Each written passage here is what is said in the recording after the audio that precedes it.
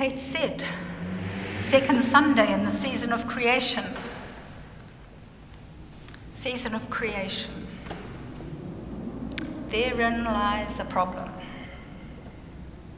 How we think about God, planet Earth, and being human can be, for us, a potent mix of problems and possibilities.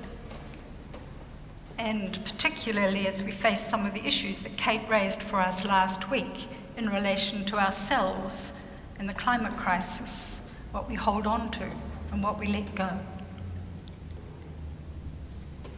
Our liturgical calendar sets these Sundays as the season of creation and so focuses our thoughts. It's good to focus our thoughts on the earth and all the flora and fauna that inhabit it, to give due consideration to the oceans and the air, the mountains and the climate. And it's especially good for us urban dwellers to remind ourselves of the fragility of what supports our life.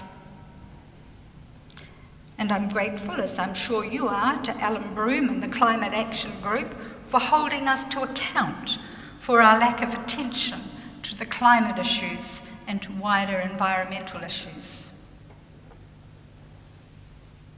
And I wonder often how it is, given our holy book, given the stories we read, how it is that we Christians have been late to the party, so to speak, when it comes to the well-being of our planet. How is it we seem to have taken creation for granted?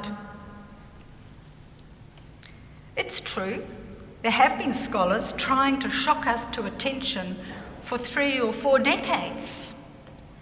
And as early as 1967, Professor Lynn White, who's a historian, wrote a paper that shocked people. His paper was called Historical Roots of Our Climate Crisis. And it caused a furore amongst Christians in the United States that was struggling with the Dust Bowl and various other climate situations.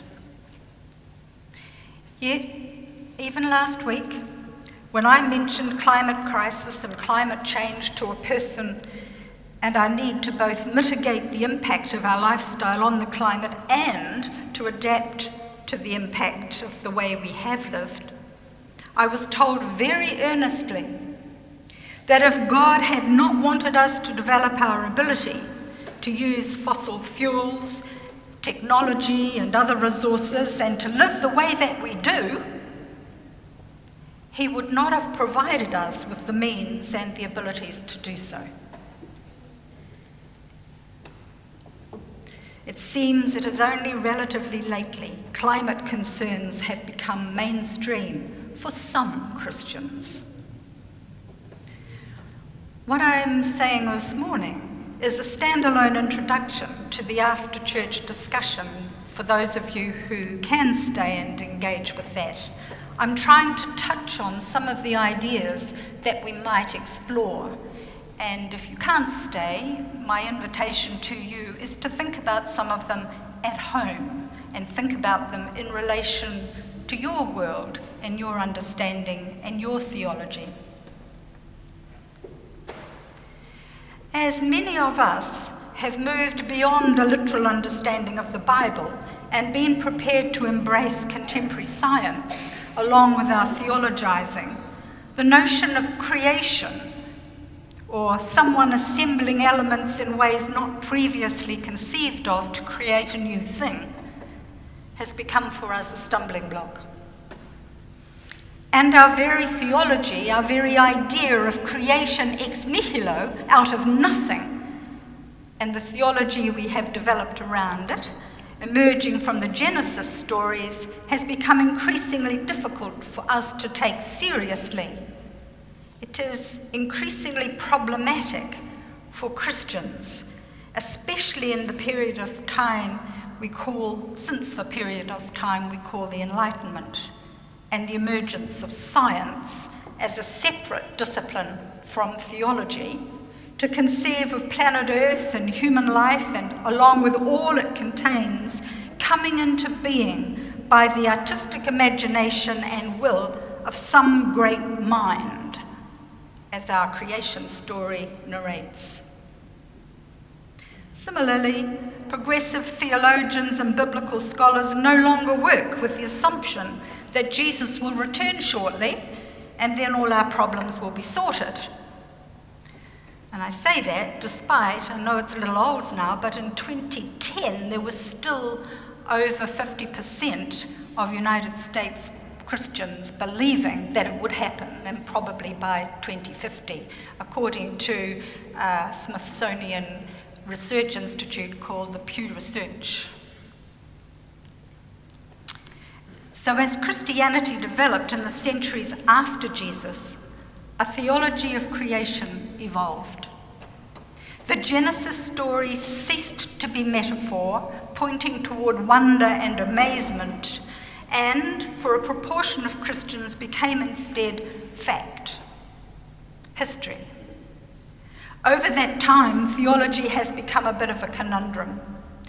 On the one hand, God created the world and all that is in it, and gave it to humans to have dominion over and use for their advantage.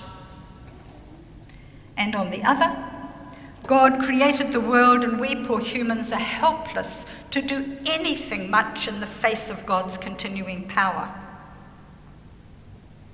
And we vacillate between these two theological frameworks.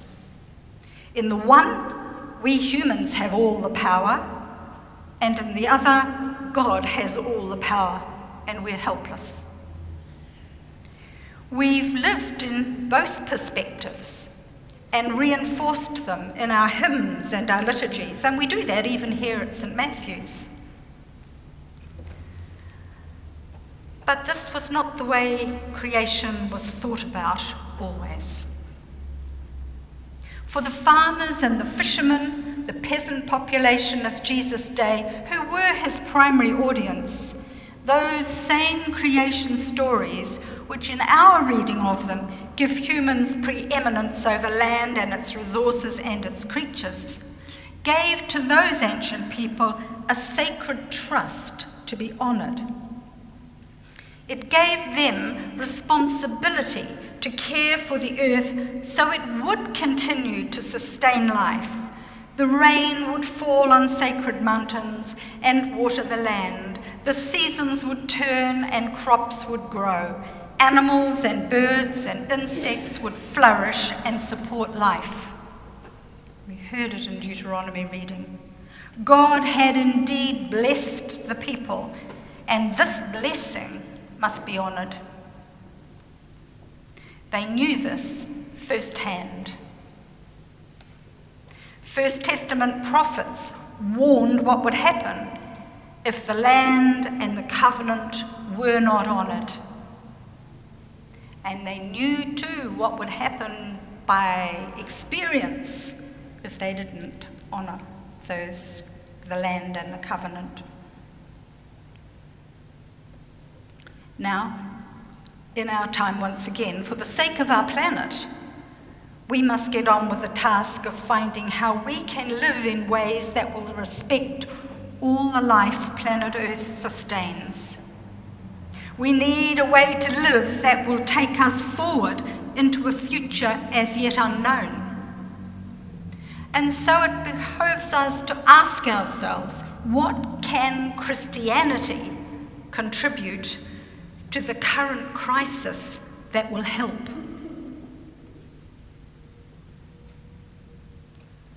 It seems to me we Christians could still have the power of persuasion if only we find the key that will unlock and release the residue of the damaging theologies that are deeply embedded in Western brains, whether we are Christians still or not. And it's unlocking those things that we stand for here at St. Matthew's. We need to harness the power of our collective imagination, for that's what religion is all about. That's where its power lies. Religions, including Christianity, weave stories about who we are as humans, how we relate to the power of the earth, to God, to each other.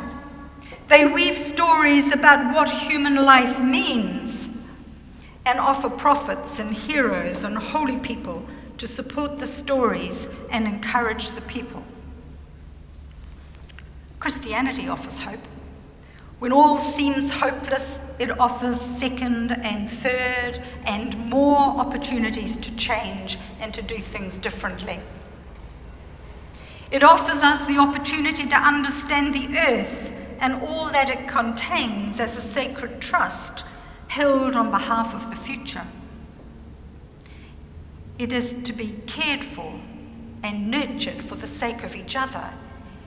In this way, we will be able to gift the miracle of life and the wherewithal to sustain it to future generations. The story of the miracle of creation can be for us a powerful metaphor to support our attitude of wonder, as can stories of the covenant between God and humans that sets out God's generous blessing. So too can the image of the earth as the body of God that is offered by contemporary theologian Sally McFaig as she attempts to persuade us to reframe our theology and bring God from far out to close in, to bring God ever closer to the very substance of who we are, humans from the humus, from the very body of God.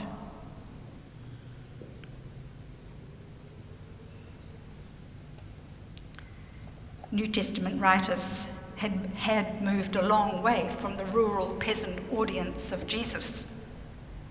They were faced with increasing population pressure in urban centres, along with all the tension and differences that brought. They, like us, attended closely to the stories of Jesus' engagement with people, the parables he told, his actions, to understand or try to understand what his ministry had been all about. They seem to have been sure, judging from the records available to us, that the well-being of the people was intrinsically related to the well-being of the land, even though they may have been separated from it in their daily life. The manner in which people lived out the fullness of the covenant, reminding them of God's care and concern even for the least, was important. Think of the lilies in the field and the birds of the air and the blessed poor. Those were the key to ensuring God's ongoing blessing. Treat them well. Urban centres were dependent on the fertility of the agricultural land and the abundance of clean water supplies, and a mutuality of concern for the well-being of those who were poor. Jesus seems concerned with the displacement of peasant farmers. He was aware of their loss of economic and food security under the colonial governorship of Herod, then Pontius Pilate and Antipas, the Tetrarch of Galilee, as they built cities and gathered wealth and power through taxes.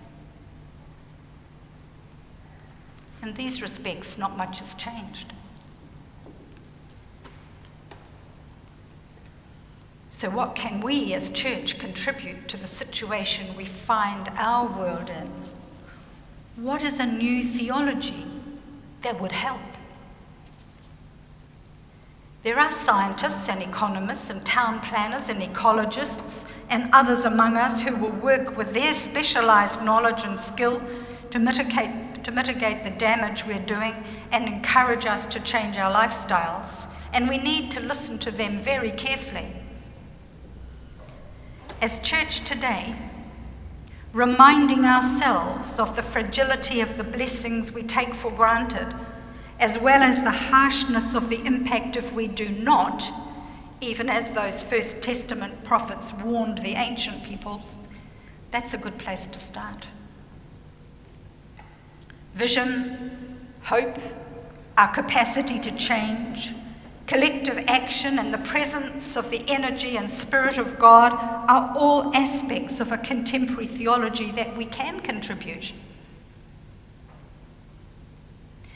And we can be open too to the stories of the people of this land, the indigenous people of this land, to Maori stories. We can hear about Papatūānuku, Rangi, Tangaroa, Tāne, and they too can help us to shape who we are and a theology of respect and care.